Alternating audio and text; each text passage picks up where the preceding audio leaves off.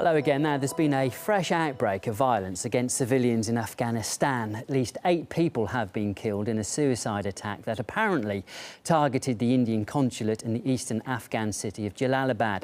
More than 20 others were injured, and police say many of the casualties are children. Well, to further discuss the surge in violence in Afghanistan, I'm now joined live by Dr. Bidette Day from the University of Northumbria. Thank you very much for joining us this afternoon. Thank you. The latest report by the UN says attacks against civilians have surged almost a quarter during the first half of the year. How much do you think that's reflected in the fact that international forces are handing security to the Afghan authorities?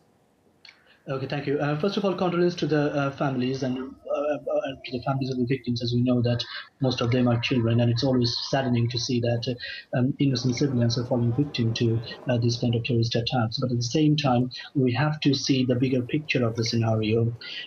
International forces have been there for quite some time now, but at the same time, we all know that the Taliban are the creation and imagination and organization of CIS. It's no secret anymore. So now. What Western forces, particularly NATO, have done has miserably failed over the years.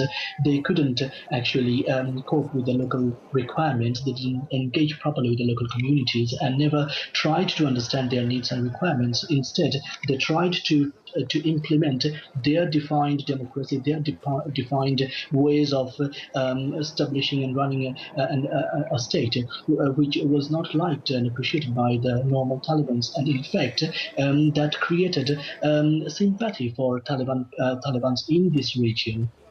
So do you think the situation will actually get worse once the international forces have pulled out? I think that the first thing is you have to actually empower the local administration, the local authority. You have to give them the confidence. It is a colonial mindset to argue that the developing countries are less than capable to run their own, to solve their own problems and run their own ways. But instead, if you import the Western propagated administration in those regions, that won't going to work out anyways. But at the same time, you have to understand this particular country has been plagued by terrorist attacks, civil war, and so forth for the last 3 decades. So they have to be given time, and they have to be allowed to have their own confidence to run their own state. Well, let's just talk a little bit about the attack that's happened today. I mean, Indian buildings in Afghanistan have been targeted before. Dozens were killed in 2 attacks on its embassy in Kabul just a few years ago. Do you think that's coincidence, or is there some sort of grudge there? I think that it's a part of the organized activity. India epitomizes secularism and democracy in that region, although India has got its own threat from extremist religious outfits. But at the same time, India has been siding proper democracy, rule of law and secularism for more than half a century now. And also we have to understand the role of India in the overall development in the BRIC nations.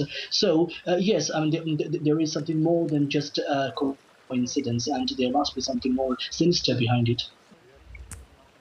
Dr. Bidette Day from the University of Northumbria, thank you very much.